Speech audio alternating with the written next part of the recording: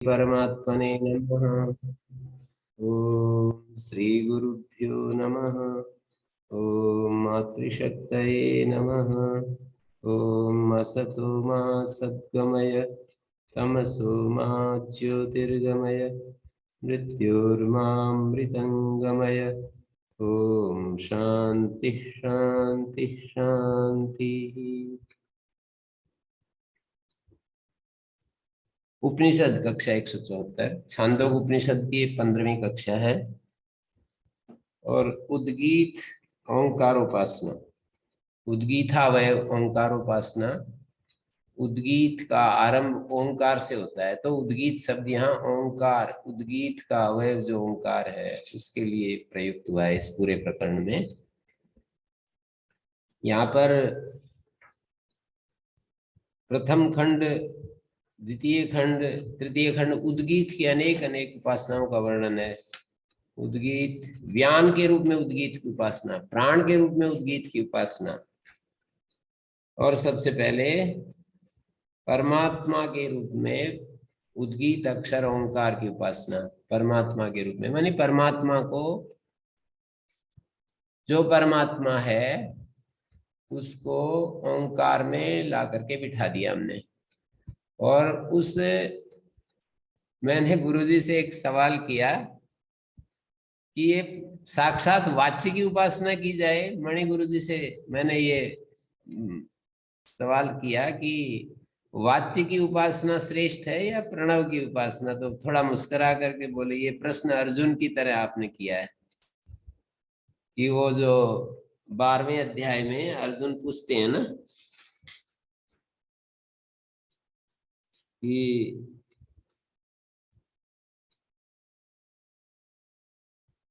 एवं सतत युक्ताये भक्तास्त्वां पर्युपास्ते ये चाप्यक्षरम अव्यक्तम तेषां के योग वित्तमा। तो उत्तर भगवान ने दिया है, मयि आवेश्य मनो ये माम नित्य युक्ता उपास्ते श्रद्धया परयोपेता ते में युक्त तमा मता। ये बात तो कह दी उन्होंने कि भाई मेरे हिसाब से जो अधिकारी मेरे सामने जो है उन सब अधिकारियों को समक्ष रख करके मैं यदि कहूं तो जो परम श्रद्धा से युक्त होकर के और 11वें अध्याय में जिस परमात्मा के स्वरूप को बताया है और अंतिम श्लोक में जो उपासना का ढंग, मत कर्म कृत मत परमो मत भक्ता संग वर्जिता निर्वैरा सर्वभूतेषु यह स मामेति पांडवा। 11वें अध्याय के अंत में अंतिम जो श्लोक है, मेरे लिए कर्म करने वाले, मुझको ही परम स्थान पर रखने वाले मेरे भक्त, आसक्ति से रहित होकर सर्वभूतों के प्रति निर्वैर होकर, जो यह स जो सर्वभूतों के प्रति निर्वैर होकर के रहता है, स मामेति पांडव मुझे प्राप्त हो जाता है। तो इस तरीके से उपासना करें या अक्षर में अपना मन लगाएं। कौन योग वित्तमा है? योग वित्तमा है माने एक निराकार बस निर्गुण ब्रह्म में अपने मन को, उस अव्यक्त अक्षर में अपने मन को लगाएं, या बस भाव के साथ, भावपूर्ण हृदय के साथ भगवान के लिए मुझे सब कर्म करने हैं, भगवान ही मेरे लिए परम स्थान पर है, भगवान ही मेरा भजनीय है, और अपने आप को मैं संसार की आसक्तियों में नहीं रखूंगा, सब भूतों के प्रति तटस्थ भाव से रहूंगा, किसी के प्रति भी मुझे वैर भाव नहीं होगा, ऐसा निश्चय करके जो जीवन जीता है वो मुझे प्राप्त हो जाता है। तो ये वाली उपासना श्रेष्ठ है या अक्षर, अव्यक्त अक्षर की उपासना श्रेष्ठ? तो भगवान ने मई मत कर्म मत परम का अनुमोदन किया, लेकिन उसको निरस्त नहीं किया कि अव्यक्त अक्षर की उपासना जो है कम श्रेष्ठ है। क्योंकि अगले श्लोकों में ये कह दिया ना, ये तो अक्षरम निर्देश्यम अव्यक्तम पर्युपास्ते सर्वत्र गम अचिंत्यम च कूटस्थम अचलम ध्रुवम संनियम इंद्रिय ग्रामम सर्वत्र समबुद्धया ते प्राप्नुवन्ति माम एव सर्वभूत हिते रता। वो उसमें तो कोई संशय की बात ही नहीं है। जो अव्यक्त अक्षर के उपासक हैं उसमें तो कोई अक्षर, उसमें तो कोई बात ही नहीं है। लेकिन हेतु भी दे दिया 5वें श्लोक में ये कठिन है, सबके लिए साध्य नहीं है। क्लेशो अधिक तरस्तेषाम अव्यक्ता सक्त चेतसाम अव्यक्ता ही गति दुखम देहवद्भिरवाप्यते। ये सबके लिए संभव नहीं है। अव्यक्त की जो गति है, अव्यक्ता ही, देहाभिमानियों के द्वारा अव्यक्त विषयक जो गति है वो बड़ी कठिन है। देहधारी देहाभिमानियों के द्वारा अपने को जो देह मानते हैं वो अव्यक्त में अपने मन को लगा दें, ये कठिन प्रयत्न साध्य कार्य है। तो ऐसे ही मैंने जो ये प्रश्न किया कि ये जो परमात्म दृष्टि से अव्यक्त, ये जो उद्गीत अक्षर की उपासना श्रेष्ठ है, या साक्षात ही परमात्मा की उपासना करें, या अव्यक्त अक्षर परमात्मा को अव्यक्त अक्षर में बिठाएं ला करके और अव्यक्त अक्षर ओंकार का ध्यान करें, सीधा ही हम परमात्मा की उपासना करते रहें, मानी वाचक और वाच्य के अभेद पूर्वक वाच्य की ही उपासना करते रहें, तो बोले कि उसमें तो कोई संशय की बात ही नहीं है कि वाच्य की उपासना श्रेष्ठ है। लेकिन फिर भी यहाँ पर शास्त्रकार ने प्रतीक उपासना को प्रमुखता दी है। सभी के लिए ये साध्य है, वो सब के लिए साध्य नहीं। और स्तर भी है ना, प्रतीक उपासना प्रथम स्तर की है, संपद उपासना, वो जो उपासना है वो संपद उपासना हो जाएगी। वाच्य की उपासना यदि करेंगे तो परमात्मा को हमने उसमें संपन्न कर लिया, ऐसा कहेंगे। परमात्मा को सिद्ध कर लिया है हमने उस अक्षर में, अपने अभ्यास को इतना सजग और इतना ज्वलंत बना लिया है कि हमें जो अधिष्ठान था वो बिल्कुल गौण हो गया है। जो आरोप्य है वही हमारे लिए बस दर्शनीय या उपास्य बन गया है। जिसको हमने आरोपित किया अव्यक्त अक्षर उद्गीत अक्षर में, जिस परमात्मा को हमने आरोपित किया है अव्यक्त, ये जो उद्गीत अक्षर प्रणव में, उद्गीत अक्षर प्रणव में जिस परमात्मा को हमने बिठाया आरोपित किया, वो परमात्मा ही हमारे लिए उपास्य हो गया है। तो उसमें तो कोई बात ही नहीं है कि वो श्रेष्ठ है या नहीं है। कोई कर सके तो बहुत अच्छी बात है, बाकी ये तो सभी कर सकते हैं। ओंकार अक्षर है, उसको हम सुन रहे हैं, देख भी रहे हैं, अनुभव भी कर रहे हैं। भले लिखे हुए है ओंकार अक्षर को, अंदर कैसे महसूस कर रहे हैं? नहीं, इस ओंकार अक्षर को ही परमात्मा समझना है।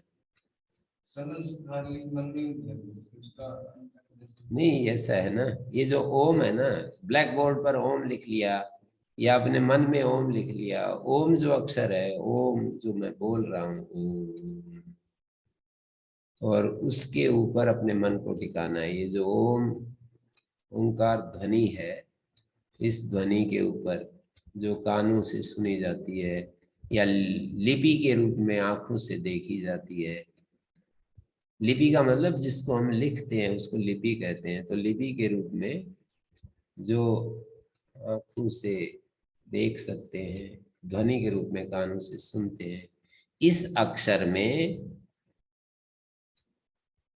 परमात्मा को बिठा रहे हैं। तो ये निरंतर इसकी उपासना करेंगे। और इस अक्षर में भी तीन गुणों को, मतलब दो स्तर पर आरोप कर रखे हैं, दो स्तर पर आरोप कर रहे हैं कि एक बार ये जो उद्गीत अक्षर है इसको तीन गुणों से युक्त हम देख रहे हैं। रसतम है और कामनाओं का प्राप्ति करने वाला है और कामनाओं को समृद्ध करने वाला, अतिशय रूप से उनको पूर्ण करने वाला है।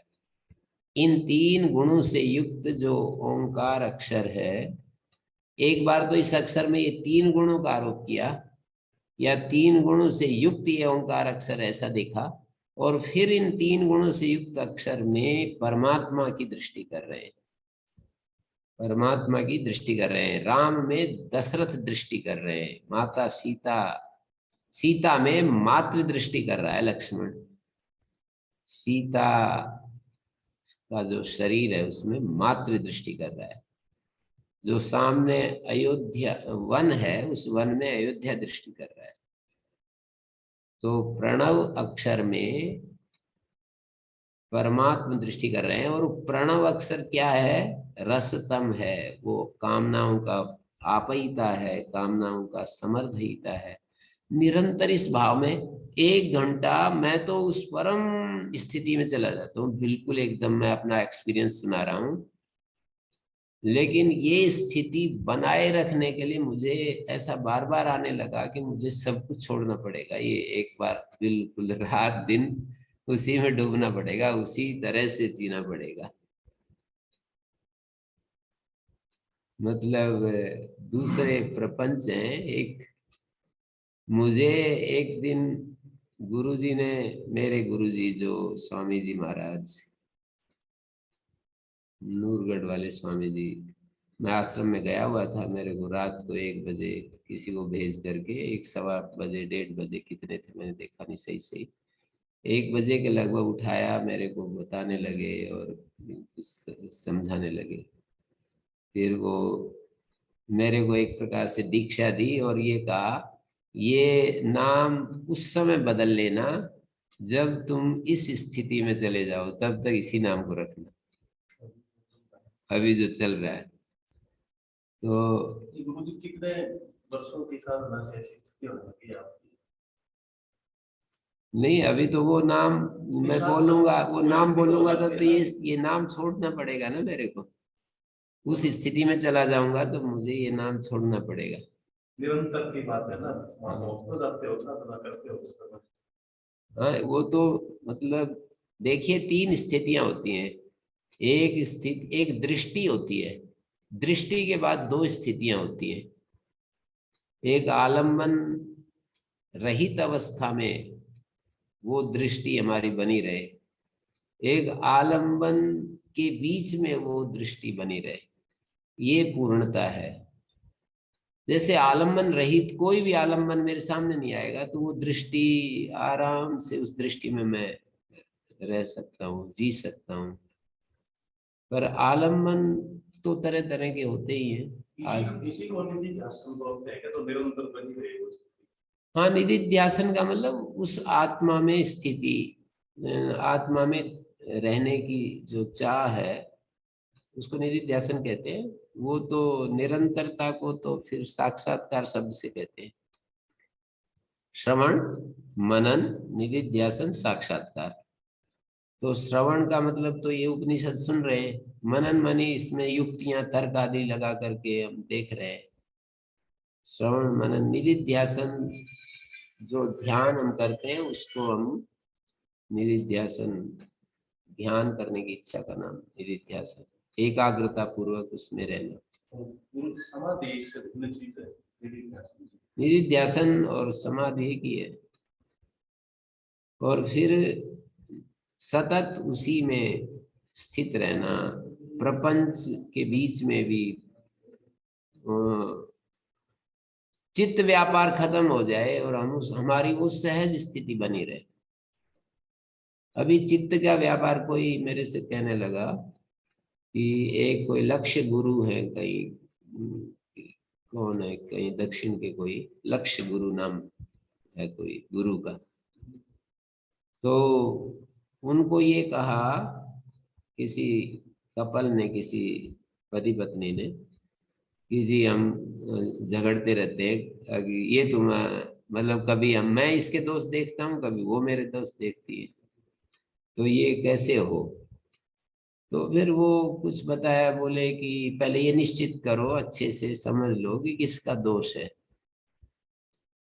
तो फिर जिसका दोष हो उसको स्वीकार करे और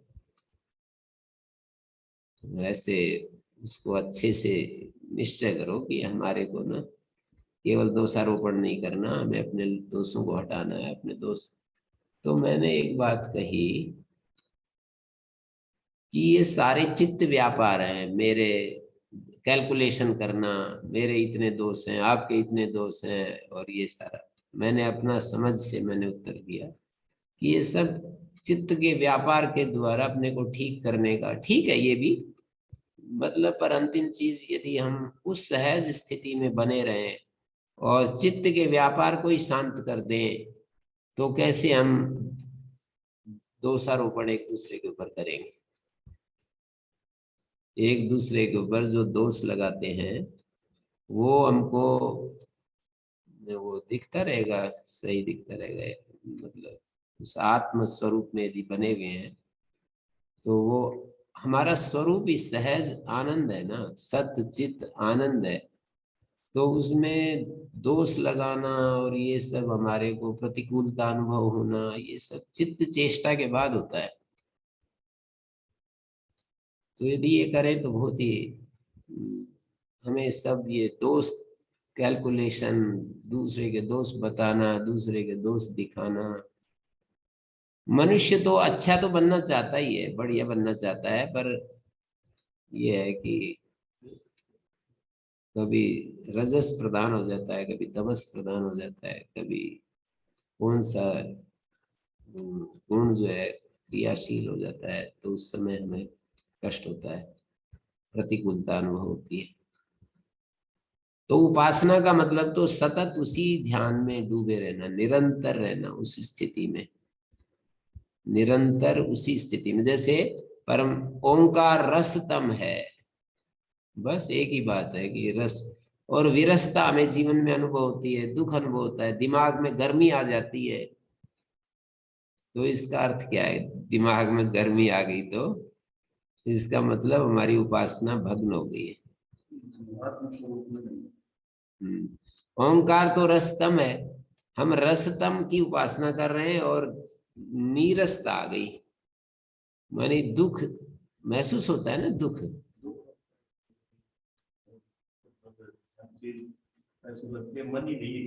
हाँ, किसी चीज में भी इसी का नाम तो नीरसता है कि बहुत कोई कुछ बोलता है तो वो भी अच्छा नहीं लगता, बोले तो भी अच्छा नहीं लगता। हाँ, और कोई ना बोले तो भी अच्छा नहीं लगता, मतलब इरिटेट हो जाते हैं बहुत ज्यादा हम। सब कुछ, कोई ऐसी घटना भी नहीं घटी है कि जैसे वो घटना घट जाते हैं तो उसको हम कारण बता देते हैं कि कोई मर गया, कोई व्यापार में घाटा हो गया, कुछ और हो गया, पर कुछ भी ना होते हुए भी हमारी स्थिति जो है ना, हाँ, उद्विग्नता बेचैनी जैसी बनी रहती है। इसका मतलब यह है कि हम उस रस से अभी रस से उस समय दूर हटे हुए, या यूं कहो कि रस के सामने बहुत बड़े थिक बादल आ गए। हमारी गहराई में तो वो रस है, लेकिन विचार के बादल उसको ढक लेते हैं, इच्छाओं के बादल, विचार के बादल, अहंकार के बादल, या किन्हीं व्यक्तियों के साथ ईर्ष्या के बादल, द्वेष के बादल और लोभ के बादल, ये विकारों के बादल आकर के उस आत्म चैतन्य को ढक लेते हैं। तो उन बादलों को हटाने के लिए सारा उपक्रम है। जितना जितना इसके बारे में हम सोचेंगे तो ये तो महान कठिन, दुनिया का सबसे कठिनतम कार्य। सभी लोग अपने अपने काम को कठिन बताते हैं कि भाई प्रधानमंत्री बनना क्या सहज काम है, और दुनिया का सबसे धनी व्यक्ति बनना क्या सरल काम है। मैं तो पतंजलि योगपीठ में रहा हूं तो मुझे अनुभव है ना कि कितना धन संपन्न होने के लिए भी कितना पुरुषार्थ, कितना भारी वो चाहिए उसके लिए, कितना प्रचंड चित्त का व्यापार चाहिए, कितना कोशिश, कितना प्रयत्न करना पड़ता है। क्या वो सरल काम है? और भी बहुत बड़े, एक अच्छा प्लेयर नीरज चोपड़ा जैसा दुनिया में प्रथम स्थान पर आना, किसी भी गेम में प्रथम स्थान, वो क्या सरल काम है? सब काम अपने अपने क्षेत्र में खूब बड़े हैं, पर ये तो काम कुछ मुझे ज्यादा ही सबसे मुश्किल लग रहा है। चित्त के व्यापार को बंद करना, ये सारे कार्य दुनिया के जो होते हैं वो चित्त के व्यापार के साथ होते हैं, और इसमें चित्त के व्यापार को बंद करना पड़ता है, चित्त चेष्टा को रोकना पड़ता है, और बाकी सारे कार्य चित्त व्यापार के साथ होते हैं। चित्त में प्रचंड उत्साह, संकल्प शक्ति, तीव्र वेग, उत्साह, ये सब करने पड़ते हैं।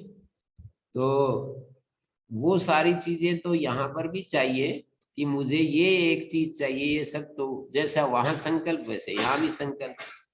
धन प्राप्ति का, बल प्राप्ति का, मेडल लाने का, प्रधानमंत्री बनने का, जैसे एक उत्साह वेग के बिना नहीं हो सकते वो कार्य, वैसा उत्साह वेग होने के बाद फिर चित्त को छोड़ देना।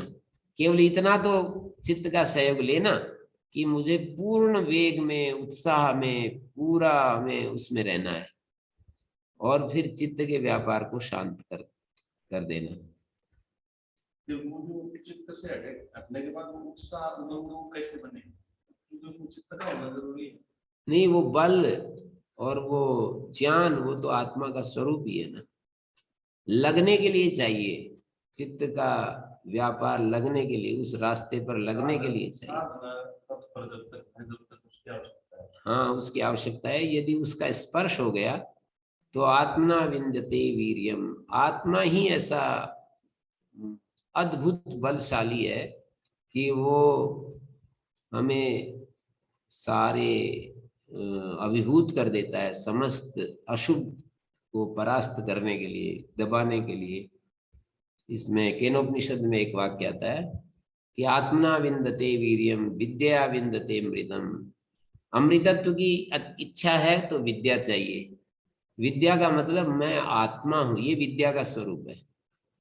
मैं शरीर नहीं हूं, मैं आत्मा हूं, ये विद्या का स्वरूप है। तो अमृतत्व चाहिए तो विद्या चाहिए। और अनात्म और जो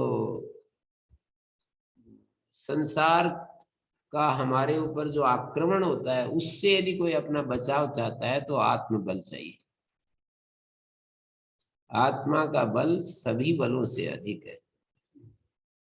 वो सारे, उसको वहां पर भाष्यकार ने ऐसा व्याख्यान भी किया है कि और जितने बल है ना, वे सारे विनाशी हैं, आत्मबल अविनाशी है, सतत हमें वो देता है। आत्मबल में कभी कोई कमी नहीं आती है।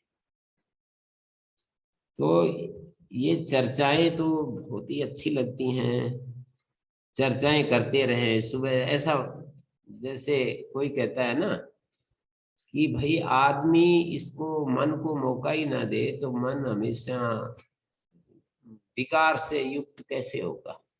विशेष रूप से ब्रह्मचारियों को एक उपदेश दिया जाता है, अपने मन को पॉजिटिव काम में लगाए रखो तो फिर मन में विकार कहाँ से आएगा। तो 24 घंटे पॉजिटिव काम में लगा रहे तो कहाँ आएगा, ये तो कहने में तो बिल्कुल सही बात है। तो ऐसे तो यहाँ पर भी कह सकते हैं कि 24 घंटे आत्मचिंतन और उपनिषद श्रवण मनन में लगे रहो तो विकार आएगा कहाँ। पर बीच बीच में दूसरी दूसरी चीजें भी आ जाती है ना, तो इसलिए फिर तो विकार आएंगे जो मौका लगेगा। तो ये उपासना जो है 5वें अध्याय तक उपासना प्रकरण है। पहले दूसरे खंड में, पहले खंड में उद्गीत की उपासना का वर्णन के खलु एतस्य अक्षरस्य उपव्याख्यानम भवति। इस अक्षर का उपव्याख्यान स्वामी दयानंद की शैली में तो वाच्य उपासना ही है। यहाँ अक्षर की उपासना, अक्षर माने ये जो ओम अक्षर है, शब्द है, वर्ण है, उसको प्रतीक बनाकर उसमें परमात्मा के रूप में उपासना, वो ऐसा नहीं चाहेंगे। वो तो कहेंगे कि परमात्मा का ध्यान करो। हैं, अच्छा है, वो भी कोई कर सके तो बढ़िया है। यहाँ पर भाष्यकार ने शब्दों के ऊपर केंद्रित होकर के और उपास्य रखा है यहाँ पर अक्षर को, और उसमें दृष्टि अलग अलग करते चले जा रहे हैं प्राण दृष्टि के द्वारा। प्राण की पहले कथा बना करके और ये समझाया कि प्राण निर्लेप है, विशुद्ध है, प्राण सर्वार्थ है, सर्वम भर है, आत्मम भरी नहीं है। जैसे अन्य इंद्रियां आत्मम भरी हैं और प्राण सर्वम भर है, सबका पालन पोषण करता है, विशुद्ध है, सर्वार्थ है। तो ऐसे यदि निष्काम प्राण के रूप में उद्गीत अक्षर की उपासना करो, ये उद्गीत अक्षर क्या है, प्राण है। फिर व्यान के रूप में और अन्य ऋषियों का भी उदाहरण दे दिया कि बृहस्पति ने, अयास्य ने, अंगिरा ने भी ऐसे उपासना की। ये दिया ना कि तम है उस मुख्य प्राण के रूप में उद्गीत की उपासना की अंगिरा ने। प्राण के रूप में, प्राण के रूप में अंगिरा ने उपासना की, बृहस्पति ने प्राण के रूप में उपासना की, अयास्य ने भी प्राण के रूप में उपासना की। बका दाल भी चार, भाष्यकार के अनुसार 4 ऋषियों की बात कही यहाँ पर। दूसरे लोगों ने इसकी व्याख्या एक ऋषि के ऊपर घटाई है।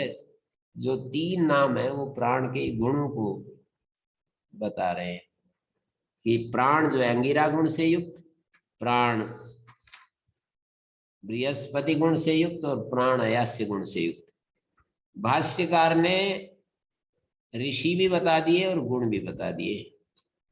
मतलब उस ऋषि ने प्राण के रूप में उपासना की और वो ऋषि का वह प्राण,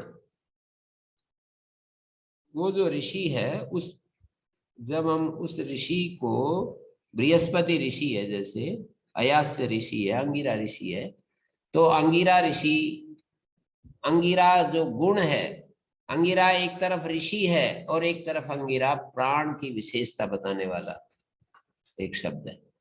बृहस्पति एक ऋषि है और बृहस्पति प्राण की विशेषता बताने वाला भी है। अयास्य ऋषि है और अयास्य प्राण की विशेषता बताने वाला एक उपक्रम है।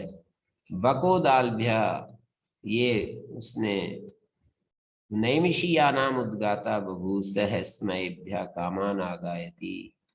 आगाता हवै कामानां भवति एतदेवं विद्वान अक्षरम उद्गीतम उपासते हैं।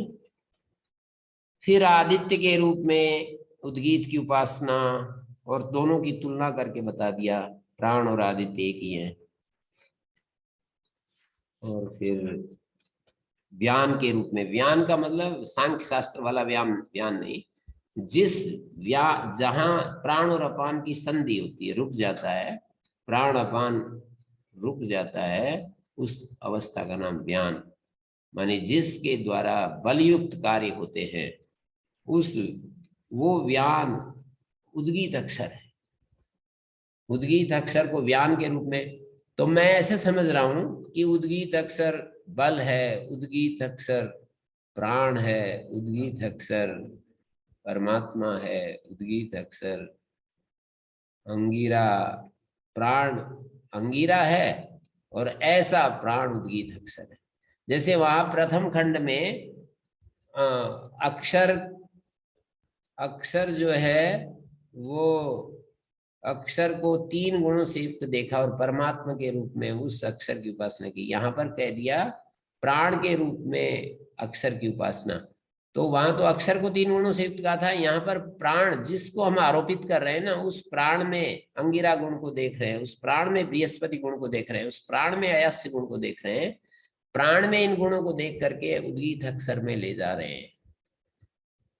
प्राण उद्गीत अक्षर में ले जा रहे हैं और प्राण इन 3 गुणों से युक्त, अंगिरा गुण से युक्त, ऋषि बृहस्पति गुण से युक्त और अयास्य गुण से युक्त।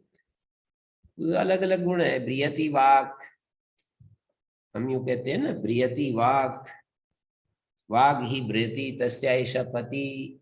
ऐशा पति माने यह प्राण, ये प्राण उसका स्वामी है।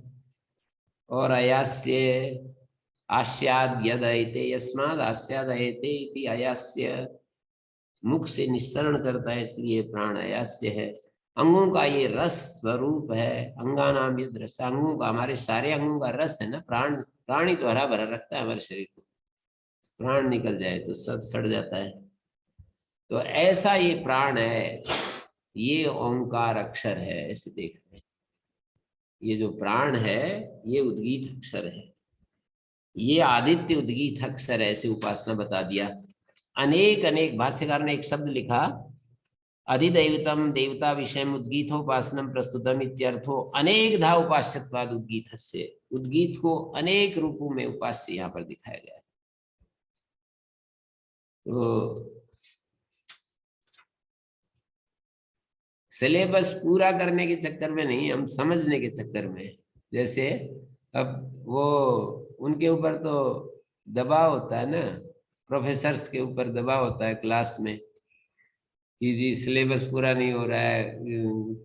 कोई प्रोफेसर यदि वहां पढ़ाने लगे ऐसे धीरे धीरे, तो वो आपत्ति करने लगते हैं, बच्चे भी सुनने वाले भी, कि जी सिलेबस तो पूरा हो ही नहीं रहा है, ये तो उसी उन्हीं बातों को चल करते चले जा रहे, रिपीट करते चले जा रहे।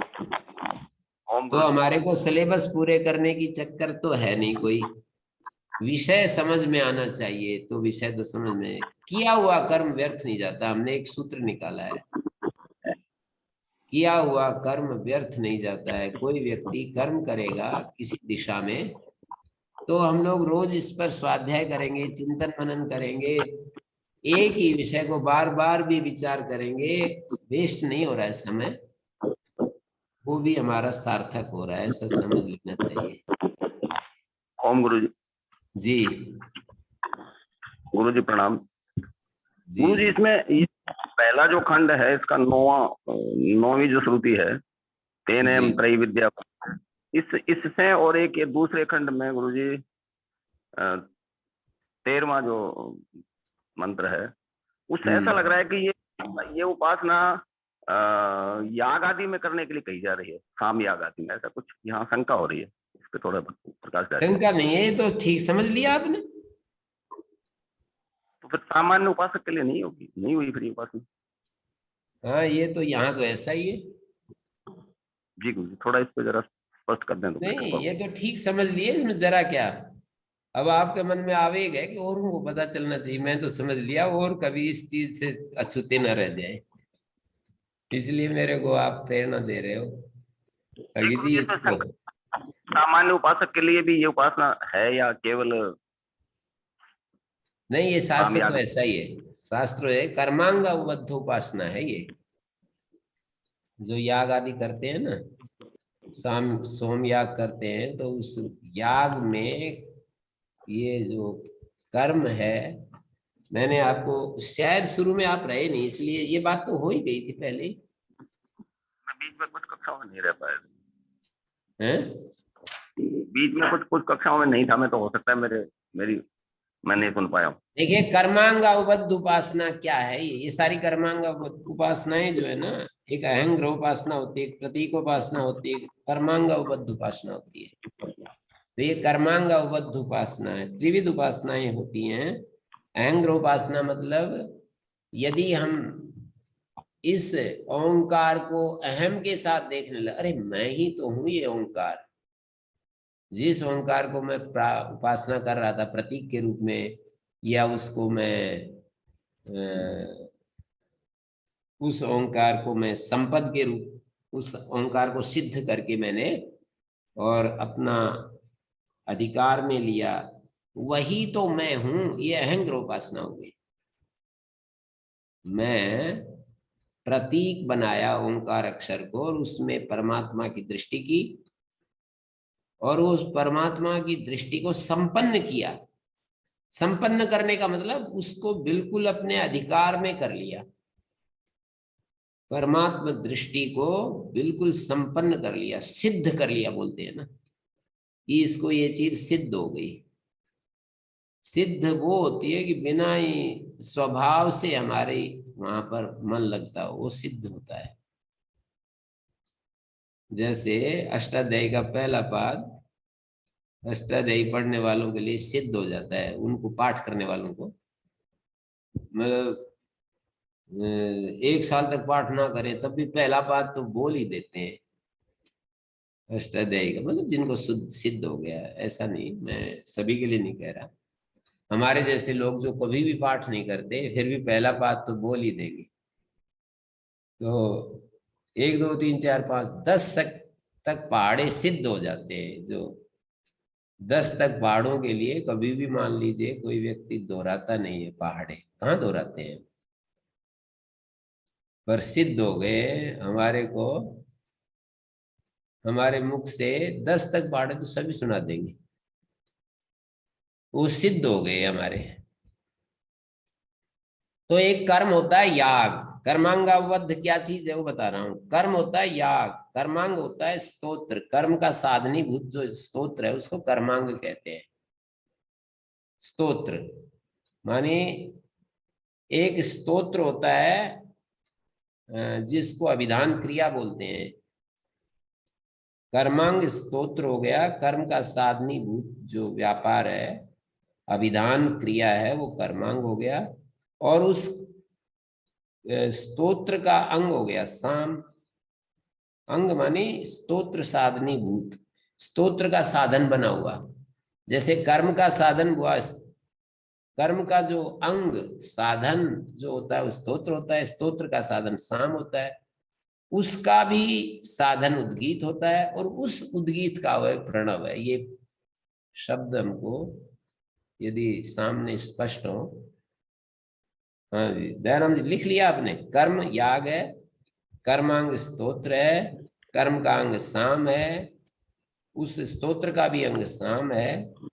कर्मांग का भी अंग साम, उसका भी अंग उद्गीत, और उसका अवय प्रणव।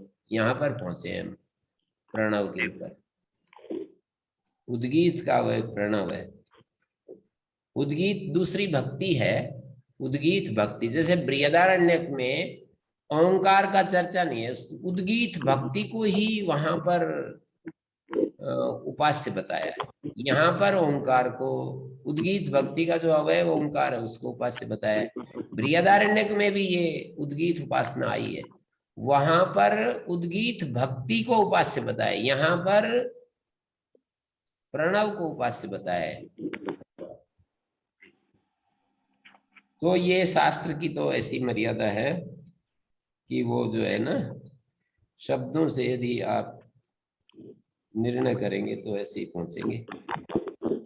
कर्मांगावबद्ध उपासना, ये शब्द आपके स्पष्ट हुआ। कर्म अंग अवबद्ध उपासना। कर्म याग हो गया, कर्मांग स्तोत्र अभिधान क्रिया, उसका भी अंग साम हो गया। कर्मांग का अंग साम है, उसका भी अंग उद्गीत है। साम का अंग, साम का भी साधन भूत जो है वो उद्गीत। साम भक्ति है ना, साम की 5 भक्तियां हैं, उनमें से उद्गीत उसका अंग है, उपकारक है, साधन है। अंग मानी साधन, उपकारक साधन।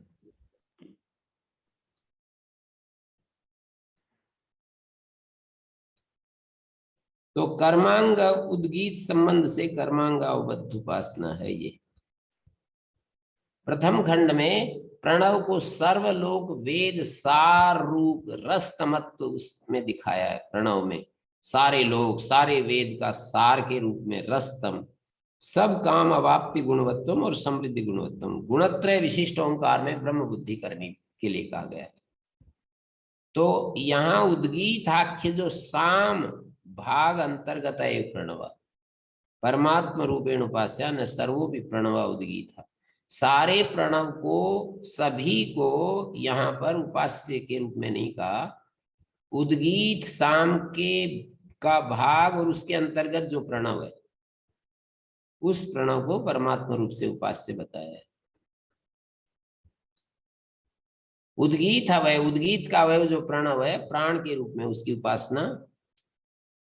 इंद्रिय व्यापार जो ये प्राण जो है, घ्राण चक्षु आदि से श्रेष्ठ बताने के लिए वो उसका उपास्यत्व निर्धारण के लिए देवासुर संग्राम कथा का प्रस्ताव आ गया।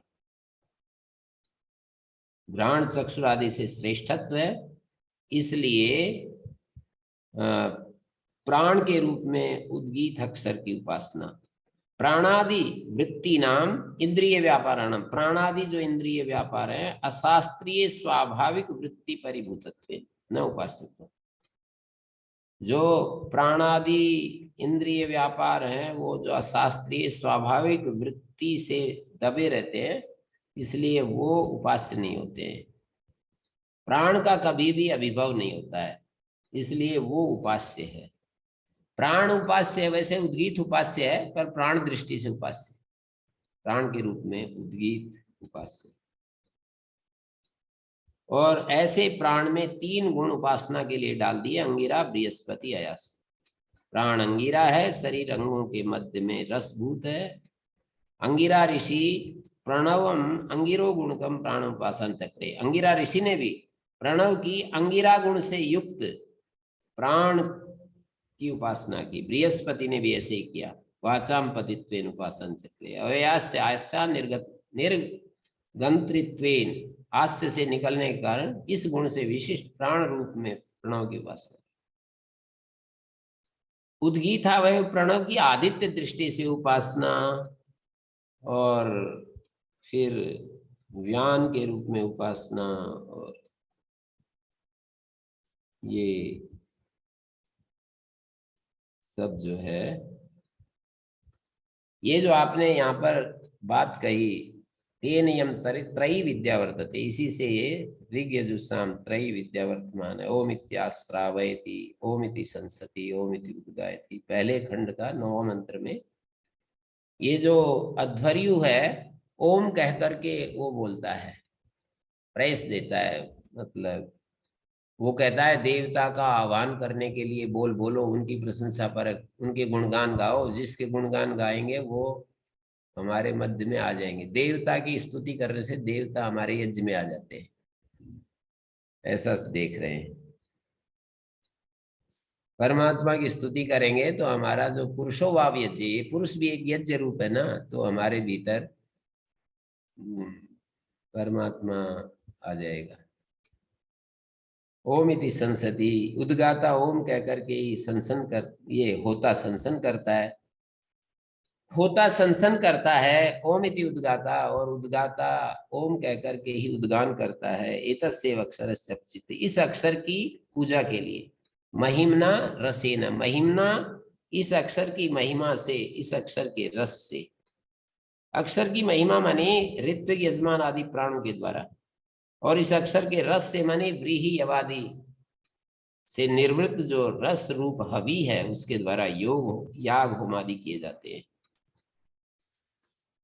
और फिर 10वें मंत्र में तेन उभौ कुरुता यस्ते तदेवं वेद यस्य न वेद, दोनों ही तो करते हैं, जो इस प्रक्रिया को जानता है नहीं जानता है। नाना तो विद्या च विद्या, लेकिन विद्या विद्या का फल कुछ अलग हो जाता है। यदि विद्या करोति श्रद्धा उपनिषदा तदेव वीर्यवत्तरम भवति, जो विद्या करोति श्रद्धया करोति उपनिषदा करोति तदेव, उपनिषदा माने योग युक्त, योगेन युक्ता करोति, श्रद्धया करोति माने श्रद्धावान होकर के करता है, विद्या करोति विज्ञान से युक्त होकर के करता है, और उपनिषदा करोति योग युक्त होकर के करता है, वो वीर्यवत्तर होता है। अर्थात श्रद्धा उपनिषदा विद्या न करोति चेत तदापि वीर्यवत्तु भवति, वीर्यवत्तरम न भवति। कर्म का नियम कह दिया, कर्म व्यर्थ तो नहीं जाता है, पर वो अल्प फल वाला होगा। आगे भी औशस्त्य कांड में एक बात कथा में आएगी, अभी आगे पढ़ेंगे तो, कि वो उशस्त चाक्रायण, एक राजा यज्ञ करवा रहा था, तो वहां जाकर के जो ऋत्विक बने हुए थे उनसे कहा मेरे प्रश्न का उत्तर दिए बिना आप ये यज्ञ शुरू नहीं करेंगे। उनने सब प्रश्न पूछे, उनको आया नहीं, तो फिर राजा ने कहा आप ही करो। बोले मैं तो करवा दूंगा, जितनी दक्षिणा मुझे देंगे उतनी पहले जो ऋत्विक वर्ण किए हैं ना, इनको भी उनको भी वो दक्षिणा देनी है। तो उन्होंने स्वीकार किया। तो इसका मतलब ये है कि ऋत्विक वो भी ऋत्विक कर्म के करने लायक होते हैं जो विज्ञानवान नहीं है, जो चीजों को ठीक ठीक नहीं समझ रहे, केवल कर्म कांड करवाते हैं, वो भी ऋत्विक कर्म के योग्य होते हैं। और भाई जो उसमें तो कोई पूछने की बात ही नहीं, जो विज्ञान युक्त है, जो सारी व्याख्याएं ठीक से समझता है करता है, वो तो अच्छा है ही।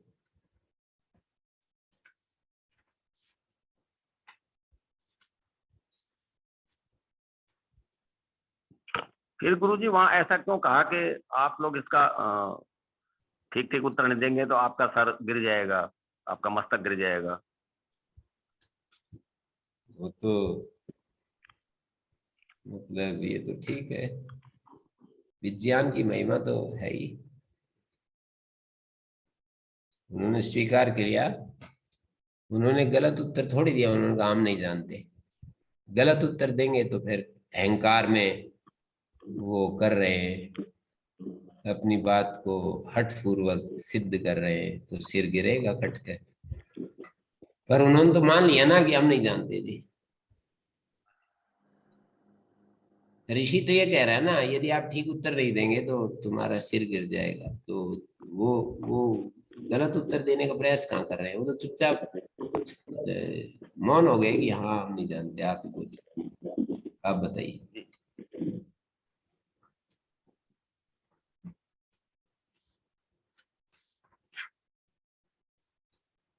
फिर ये तीसरे खंड का उद्गीत अक्षराणि उपासित, उद्गीत अक्षरों की उद्गीत थी। प्राणेयुत प्राणेन तिष्ठति वाग्गी वाचो है गिर इत्याचक्षते अन्नम थम अन्नेदम सर्वम स्थितम द्योरेयुत अंतरिक्षम गी पृथ्वी थम द्युलोक अंतरिक्ष लोक पृथ्वी लोक आदित्य वायु और अग्नि सामवेद यजुर्वेद ऋग्वेद दुग्धे अस्मै वाक दोहम युवाचो दोहा। ये साधक के लिए वाक जो है क्षीर का दोहन करती है। वाक अभीष्ट फल का दोहन करती है। यो वाचो दोहा, वाणी का जो रस है। यहाँ पर वाणी जो है ना, जैसे कि कोई एक बोले वाचम फलम दोग्धी पुरुषा, जैसे गाम दोग्धी, वाचम फलम दोग्धी पुरुषा, एक वाक्य में बोल रहा हूं। वाणी का गाम पया दोग्धी पुरुष, वाचम गोस्थानी है, गाम पया दोग्धी पुरुष, पयो दोग्धी पुरुष। वाणी के फल को दूता है पुरुष, ये तो है वास्तव में कथन, लेकिन यह वाणी ही अपने को दू रही है। वाणी का फल, वाणी को दूहता है, फल निकलता है, पुरुष दूने वाला है। जैसे गाय को दूता है, गाय अपने आप ही दू रही है। यहाँ पर ऐसा प्रयोग है, वाचो, वाणी अपने आप को दोहन कर रही है। वाच कर्मणि षष्ठी, वाच है, भाष्यकार ने कहा है कि ये कर्म में षष्ठी है। यो वाचो दोह, जो वाणी का दोहन है ना, का बोलने में का है, वाणी वाच दोहे कर्मत्वम कर्तृत्वम से, वाणी ही दोहन में कर्म भी बनी हुई है, कर्तृत्व। एक ही चीज कर्म और कर्ता तो बनती नहीं है, पर व्यवहार में एकस्यैव भर्तृहरि ने एक वाक्य व्याकरण में एक श्लोक आता है, एकस्यैव बुद्ध्यवस्था भी भेदे च परिकल्पिते कर्मत्वम करणत्वम कर्तृत्वम चोपजायते आत्मा आत्मानम आत्मना हंति। एक ही आत्मा है, उसी को कर्ता भी बना दिया, उसको कर्ण भी बना दिया, उसी को कर्म भी बना दिया। आत्मा आत्मानम हंति, एकस्यैव बुद्ध्यवस्था भी भेदे च परिकल्पिते कर्मत्वम करणत्वम कर्तृत्वम चोपजायते। एक ही वस्तु तत्व को विकल्प वृत्ति के द्वारा हम भेद परिकल्पना कर लेते हैं। जैसे आत्मा एक ही है चैतन्य रूप, पर आत्मा का चैतन्य कह देते हैं। तो इस तरह से यहाँ पर वाच है, दोहा का मतलब वाणी ही करता है और वाणी ही कर्म बनी हुई है। यो दोग्धा सब आगे साचा आत्मानम तम दोहम दोग्धी, दोग्धा भी यहाँ पर वाक ही है और वो अपने को ही दू रही है। यहाँ कोई पुरुष दोग्धा नहीं बता रहे। उद्गीत अक्षर उपासन फलम अधुना उच्यते, भाष्यकार ने ये संगति लगाई। दुग्धे दोग्धी अस्मै साधकाय, कासा कौन दोहन करती है साधक के लिए, बोले वाक, कम दोहम, कोसो दोहा, यो वाचो दोहा। क्या है वो दोहन, दोह क्या चीज है, बोले वाणी का अपना दोह। ऋग्वेदादि शब्द साध्यम फलम इति अभिप्राय, ऋग्वेदादि शब्द साध्य जो फल है तद्वाचो दोहा, शब्द साध्य जो फल है वो वाणी का दोह है। तम स्वयं वाक दोग्धी आत्मानम दोग्धी, और फिर का अन्नवान अन्नादो भवति, अन्नवान प्रभूत अन्न, प्रभूत अन्न वाला होता है अन्नाद, अन्नाद माने दीप्त अग्नि वाला हो जाता है। ये तानि यथोक्तानि यथोक्त गुणानि उद्गीत अक्षराणि विद्वान सनुपास्ते, अथ खलु आसी समृद्धि उपसरणानि उपासित है, येन सामना स्तोष्यन स्यात् तत् साम धावेत। अब आसी समृद्धि षष्ठी समास है। आसी काम की जो समृद्धि है वो जैसे हो वैसा करें, तथा तद उच्यते, उसको बताया जा रहा है। आसी समृद्धि यथा भवे तथा उच्यते। आसी कहते हैं काम को, जैसे आशीर्वाद बोलते हैं तो वहां अपनी कामना का कथन करते हैं दूसरे के लिए कि आपकी कामना, आसी मानी कामना, कामना को बताते हैं कि आपकी कामना पूरी हो। आशीर्वाद में कामना पूर्ति की बात कही जाती है। यहां भी आसी समृद्धि एक प्रकार के आशीर्वाद, आसी की काम की समृद्धि जैसे हो वो बताया जा रहा है। उपसरणानी कर्म कारक में यहाँ पर लुट प्रत्यय, उपसरणानी उपसर्तव्यानि उपगंतव्यानि ध्येयानि। कर्म कारक में प्रत्यय, देखिए ये व्याकरण नहीं जानने वालों को बता रहा हूँ, व्याकरण जानने वाले तो जानते ही, न जानने वाले को बता रहा हूँ। यदि आप जान गए तो अष्टाध्यायी का एक अध्याय है, तीसरा अध्याय, एक अध्याय आपको समझ में आ गया। समझ में 5 मिनट में ही आपको एक अध्याय बता दिया मैंने। यदि आपने जैसा मैं बता रहा हूं वैसा ही समझ लिया तो तीसरे अध्याय में धातु और धातु से कुछ प्रत्यय जोड़ दिए गए। धातु मानी मूल, जो रूट होते हैं, अंग्रेजी में जिसको रूट कहते हैं, रूट वर्ड्स। तो मूल जो शब्द होते हैं उनको धातु कहते हैं। जो क्रिया को बताने वाले शब्द होते हैं, क्रिया को, to go, to sleep, to take bath, to take meal, ऐसे जो बोलते हैं ना, टू जंप, टू प्ले, तो ये सारे, टू स्पीक, तो ये सारे शब्द जो होते हैं धातुवाचक शब्द बोले जाते हैं। धातु और प्रत्यय जोड़ करके कृदंत शब्द बनते हैं, तिङंत शब्द बनते हैं।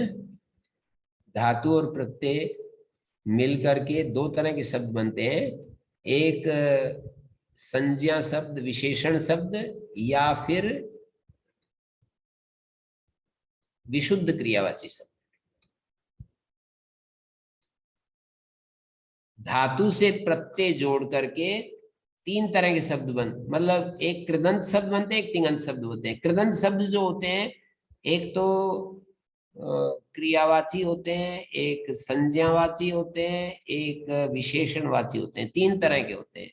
और एक तिङंत शब्द तो विशुद्ध क्रियावाचक होते हैं। जैसे अंग्रेजी में जिसको टेंसेज में प्रस्तुत करते हैं, वह जा रहा है, वो खा रहा है, वो जाता है, वो खा चुका है, वो खा लिया है, उसने खाया, वो खा रहा था, वो, ये सब जो टेंसेज में जो बात कहते हैं वो विशुद्ध क्रियावाची शब्द होते हैं संस्कृत में।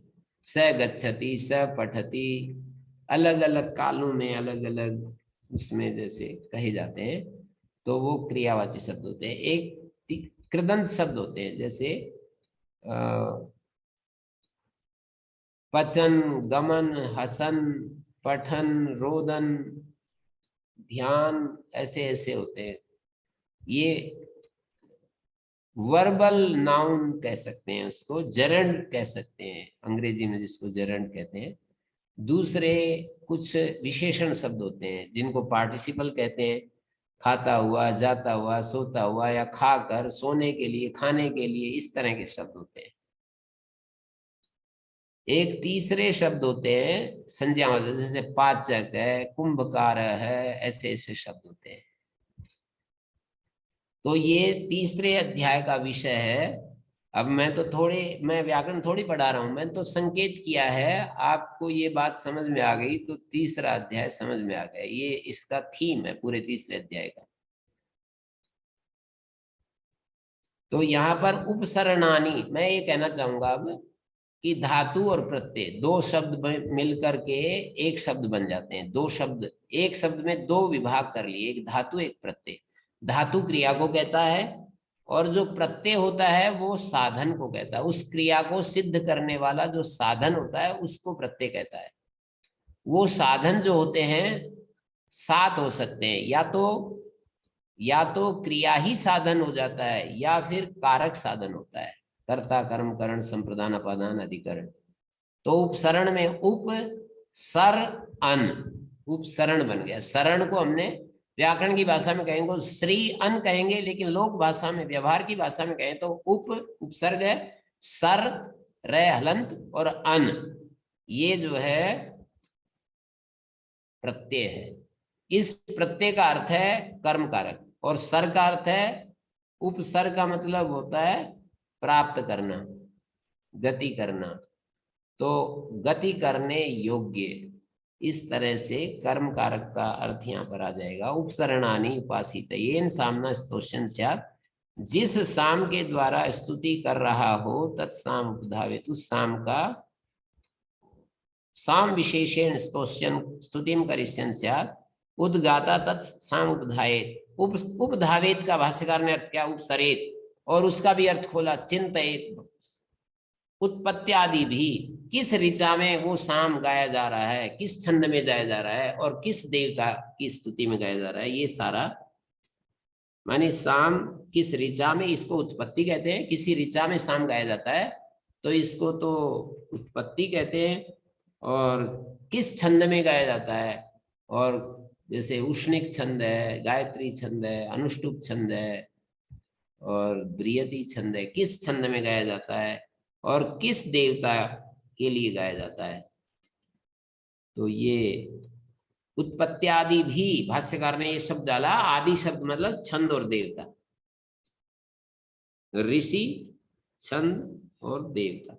ऋषि की बात आगे आ रही है, यस्याम ऋचि ताम ऋचम, जिस ऋचा में उस ऋचा को, यदार्षेयम तम ऋषिम, जिस ऋषि वाला वो मंत्र है, यस यदार्षेयम, यह ऋषि दृष्टा यस्य यदार्षेयम साम तम ऋषिम याम देवताम अभिष्टोष्यन् सा ताम देवताम उद्धावेत येन छंदसा स्तोष्यन्, जिस छंद से स्तुति कर रहा उद्गाता तत्छंदा उपचिंतयेत येन स्तोमेन स्तोष्यमाणा स्यात् तम स्तोमम उपधावेत। जिस स्तोम से, ये 3 बार इसकी आवृत्ति की जाती है। स्तोम तो 3 ही है जैसे, पर उनकी 3 बार आवृत्ति करेंगे तो 9 हो जाएंगे। फिर वो किसी की अधिक बार आवृत्ति करेंगे तो वो 15 हो जाएंगे, वो सप्तदश हो जाएंगे, 21 हो जाएंगे। ऐसे उनकी आवृत्ति पूर्वक ये एक व्यवस्था है।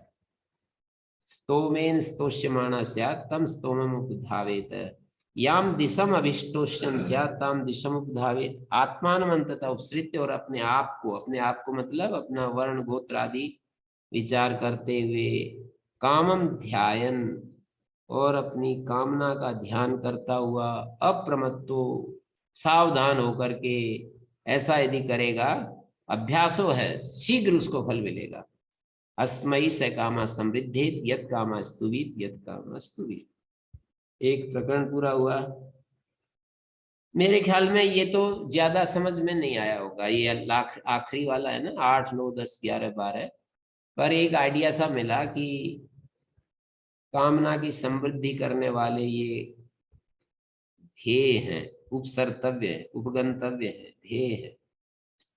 कथम इत्युपासित है, एवं उपासित, ऐसे ऐसे उपासना करें। इत्युपासित इति यानी एवं उपासित। एन सामना स्तोषण से तत्साम बुधावेत, जिस साम के द्वारा गाता उस साम का चिंतन करे। येन सामना साम विशेषेण स्तोष्यन् स्तुतिम करिष्यन् स्यात् भवेत् उद्गाता। उद्गाता जिस साम के द्वारा स्तुति कर रहा हो तो उद्गाता उस साम का चिंतन करे उत्पत्ति आदि के साथ। जिस ऋचा में साम, उस ऋचा को देवता आदि के साथ चिंतन करे। और जिस छंद, गायत्री आदि छंद के के साथ स्तुति कर रहे हैं तो उस छंद का चिंतन करे। एन स्तो मेन स्तोष्यमाणा स्यात्, स्तोमांग फलस्य, यहाँ पर स्तोष्यमाणा आत्मपद प्रयोग किया है। स्तोम रूप जो अंग है उसका जो फल है, स्तोम रूप एक अंग है, याग का अंग है, उसका फल कर्तृगामी, अंग का भी फल कर्तृगामी होने से आत्मपद का प्रयोग किया। अपने लिए कोई फल मिले तो आत्मपद होता है, दूसरे के लिए तो परसपद।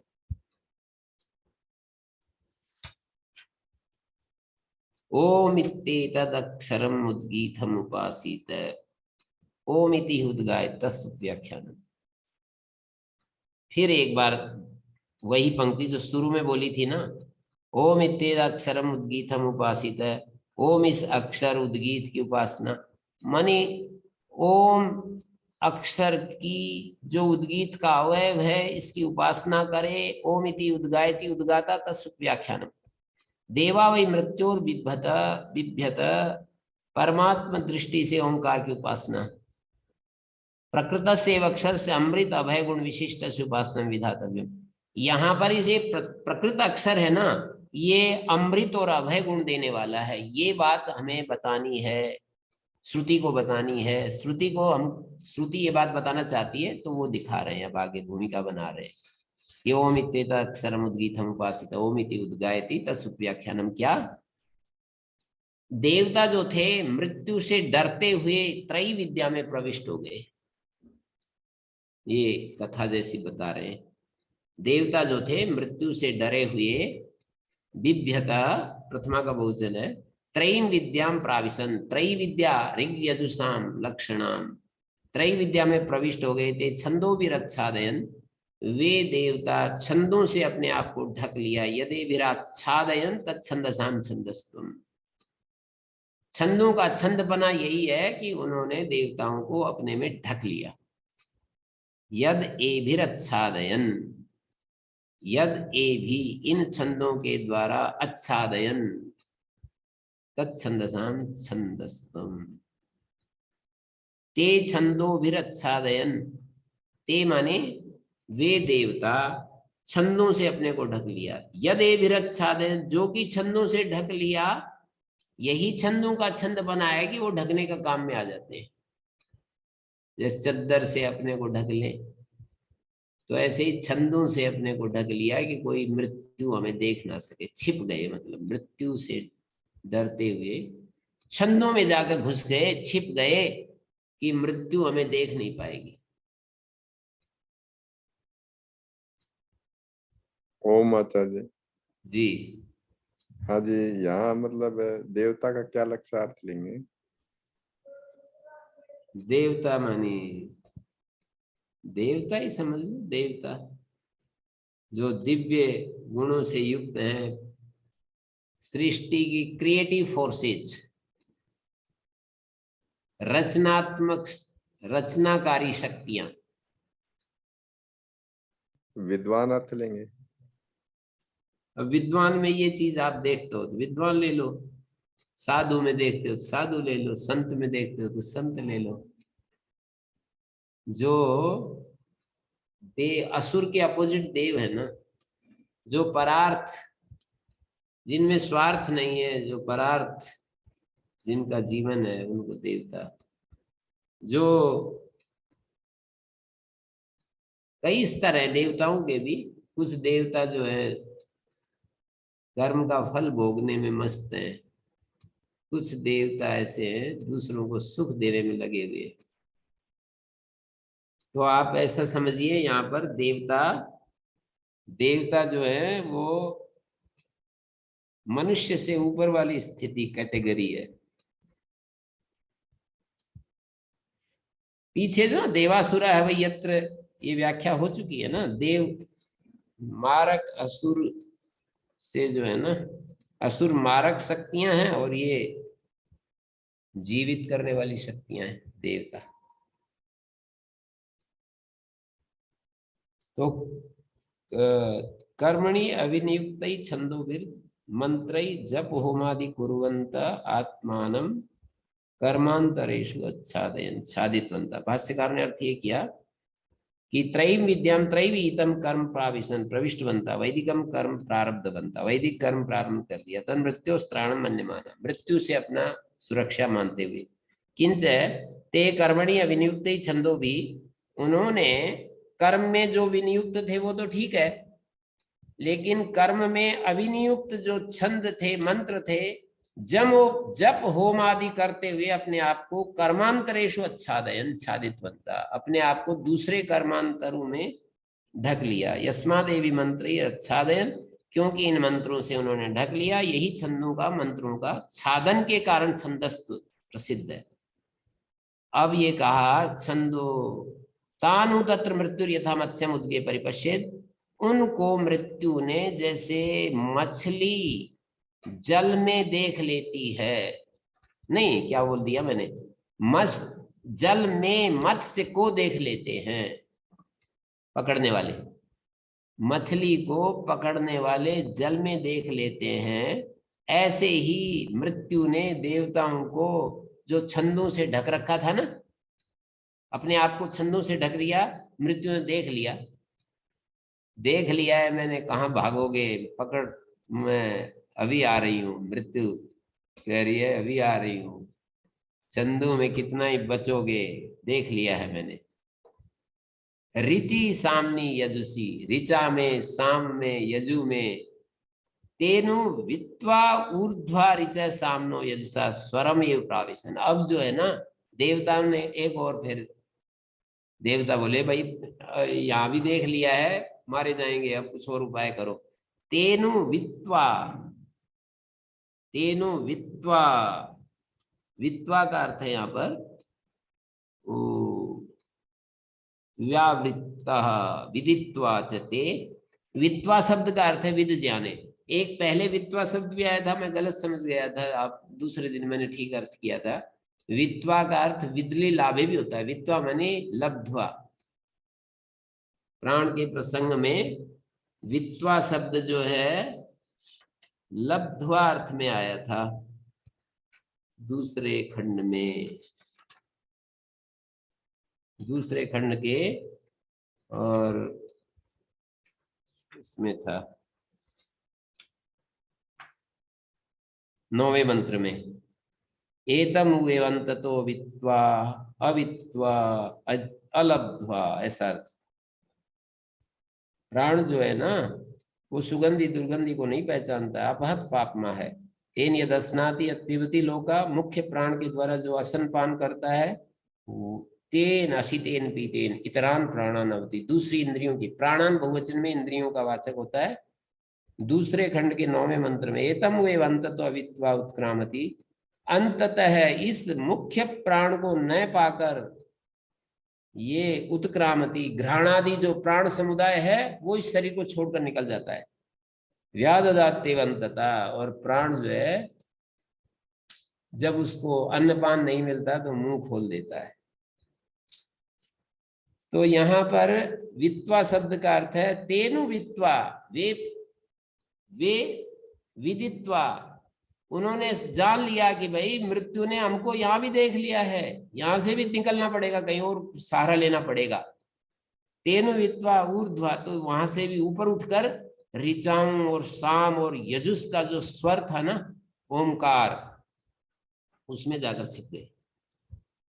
स्वर शब्दितम प्राविशन, तेन कर्मणा मृत्यु भयापगमम प्रति निराशा, ये जो है मंत्रों में जब छिपे, मंत्रों में मानी कर्मों में छिपे, मृत्यु कर्म में रत व्यक्ति को नहीं छोड़ेगा, ऐसा संदेश दे रहे हैं। केवल कर्म में जो रत व्यक्ति है ना, वो मृत्यु उनको छोड़ेगा नहीं। तो क्या कह दिया, ऋग यजु साम संबद्धात कर्मणो अभ्युत्थाय, अब उस कर्म से उठ करके तेन कर्मणा मृत्यु भयापगमम प्रति निराशा, उस कर्म से मृत्यु भय का अपगम और अमृतत्व की प्राप्ति में निराश होते हुए, तदपास्य अमृत अभय गुणम अक्षरम स्वरम, अमृत और अभय गुण युक्त जो अक्षर स्वर है, स्वर मानी ओंकार, स्वर शब्दितम प्राविशन, ओंकार शब्दित, स्वर शब्दित जो ओंकार है परमात्मा है उसमें जाकर के छिप गए, प्रवेश कर गए। ओंकार उपासना तत्पर हो गए वे देवता, बस उनकी बात बन गई। एव शब्द अवधारणा था सन समुच्चय प्रतिशत तद उपासना परा संवृत्ता स्वरम एव प्राविशन। कितना अच्छा बताया है। यदा वा ऋचम आपनोति, कितना अच्छा बताया है कि केवल कर्म से मृत्यु और भय इसका अपवार नहीं होता। कितना भी कर्मशील हो, कितना भी कोई व्यक्ति, कितना भी कोई व्यक्ति ये हो, वैदिक या लौकिक, दो प्रकार के कर्म होते हैं। वैदिक कर्म कर रहा हो या लौकिक कर्म कर रहा हो, मृत्यु के भय से नहीं बच सकता है। यदा वा ऋचम आपनोति, ये क्या कह दिया, यजुषा स्वरम एव प्रावसन, माने तेनो वित्वा ऊर्ध्वा ऋच, ऊर्ध्वा माने व्यावृत्ता कर्मभ्य, ऊर्ध्वा शब्द का अर्थ है कर्म से हट करके, ऋच सामना यजुषा स्वरम, ऋक यजु और साम का जो संबद्धात कर्मणो अभ्युत्थाय, ऋचय सामना यजुषः अभ्युत्थाय, व्यावृत्तः ऊर्ध्वा का मतलब उससे उठकर, ऋग यजु साम लक्षण कर्म से उठकर, स्वरम एव प्राविशन मतलब अपनी रक्षा का उपाय न देखते हुए स्वरम एव प्राविशन ओंकार उपासना तत्पर हो गए। यदा वही ऋचम आपनोति ओम इत्येव अतिस्वरति, कहते हैं जब वो ऋचा को प्राप्त होता है तो ओम इत्येव अतिस्वरति। यदा वही ऋचम आपनोति ओम इत्येव अतिस्वरति एवं साम एवं यजु, यजु को प्राप्त होता है तो ओम इत्येव अतिस्वरति और एवं यजु।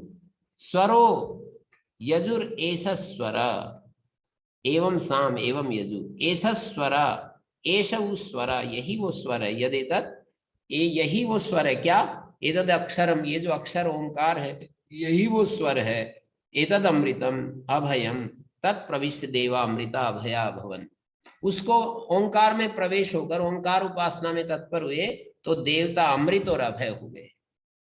स या एतदेव विद्वान अक्षरम प्रणोति, एतदेव अक्षरम स्वरम अमृतम अभयम प्रविशति।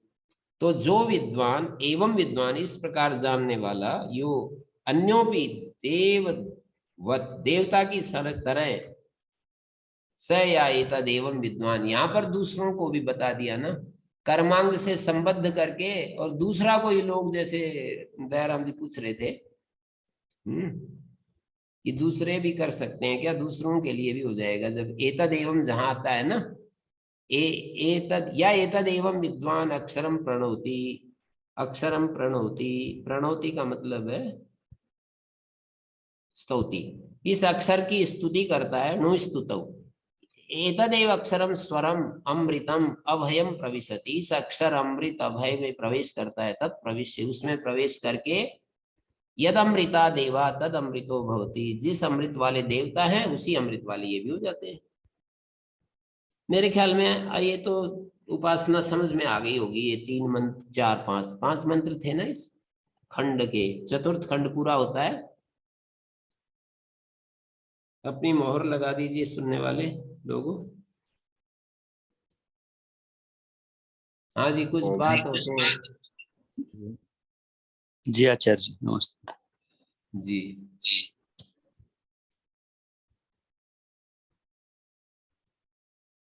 हाँ जी, शेखर जी ठीक हो गया? जी गुरुजी, जी बहुत अच्छा गुरुजी। ओंकार की उपासना में लगे रहो। ये तो आपकी बैकग्राउंड के अनुसार समर्थन कर दिया है श्रुति ने। आप लोगों की बैकग्राउंड का समर्थन करती जा रही है, तो इसमें कोई दिमाग कसरत करने की जरूरत नहीं पड़ रही। जी ये जो अतिस्वरति शब्द है ना, अतिशयन आदर धिया उच्चारयति, ये अतिस्वरति का मतलब अति आदर पूर्वक जो उच्चारण करता है। ये चौथे मंत्र में आया ना, यदा वा ऋचम आपनोति इत्येव अतिस्वरति, अतिस्वरति मानी अतिशयन आदर बुद्धिया उच्चारयति। और ऋचम आपनोति का मतलब है अध्ययनेन स्वाधीनाम करोति, ऋचा को अपने अधीन कर लेता है तो उसका क्या फल होता है? एवं साम एवं यजु एषु स्वरो यदेतद् अक्षरम् एतदमृतम् अभयं तत्प्रविश्य देवामृता अभया भवन् स एतदेव विद्वान् अक्षरं प्रणोति प्रस्तौति एतदेव अक्षरं स्वरम अमृतम अभयम प्रविशति इसमें प्रवेश करता है तत्प्रविश्य यदमृता देवा तदमृतो भवति जिस अमृत वाले देवता हैं उस अमृत वाला हो जाता है। कितना अच्छा ग्रेट आश्वासन, क्या बोलते हैं, ग्रेट प्रॉमिस, बड़ा आश्वासन दे दिया है मोदी जी की तरह कि लगे रहो बस मैं देख लूंगा। किसी सीएम को मोदी जी कहते हैं हाँ लगे रहो बस मैं देख लूंगा सब।